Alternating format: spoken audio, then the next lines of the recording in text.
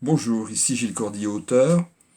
Je vous donne rendez-vous aujourd'hui pour la troisième partie, mais pas la dernière encore, d'une nouvelle que j'ai écrite et qui s'intitule Le Christ à l'éolienne. On en était resté hier au moment où les visiteurs venus admirer l'étoile se retrouvaient coincés, bloqués à l'intérieur du Palais des Arts.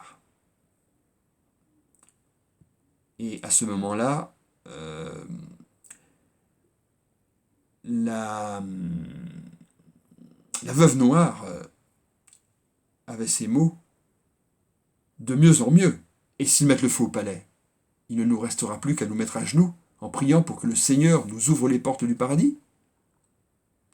La panique commença donc à s'emparer de la foule. Certaines femmes furent bientôt en proie à des crises de nerfs. D'autres, résignées, se laissèrent tomber à genoux pour demander le pardon de celui que l'on offensait. Tandis que d'autres encore commençaient à ériger des barrages avec tout ce qui leur tombait sous la main.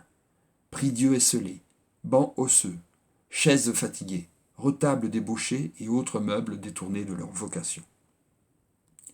Dehors, les chocs répétés sur la lourde porte en bois massif résonnaient maintenant comme des coups de boutoir.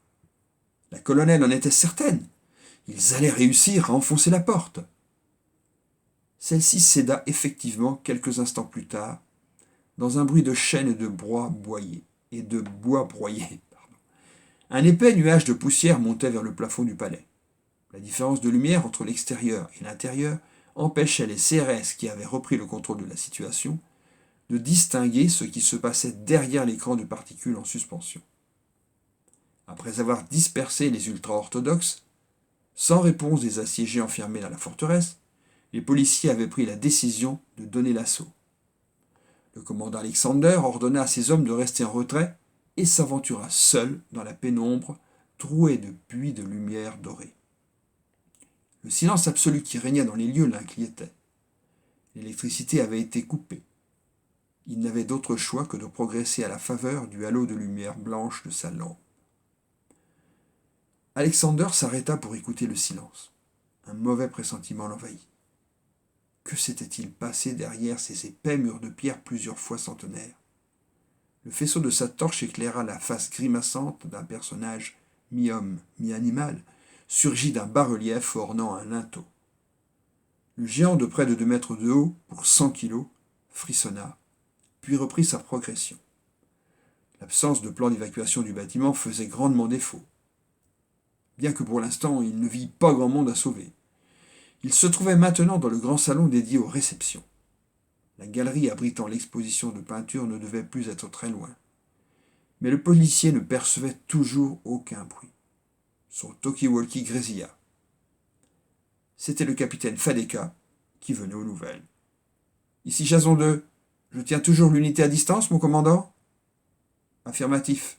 RAS pour le moment. »« Bien reçu. » Alexander n'aimait pas ça. Il raccrocha son émetteur-récepteur radio-mobile à sa ceinture. Le policier commençait à désespérer lorsqu'il perçut une lueur au détour d'une enfilade de corridors. Prudemment, il s'engagea dans le labyrinthe. Mais au bout de quelques pas, il se rendit compte que la lumière diffuse venait tout simplement du reflet de la lune pleine et ronde sur un chandelier en cuivre. Encore quelques pas et son intuition lui dit qu'il parviendrait au but. Moins de 10 mètres plus loin, il déboucha comme prévu sur une pièce tout en longueur qui rappelait la galerie des glaces du château de Versailles.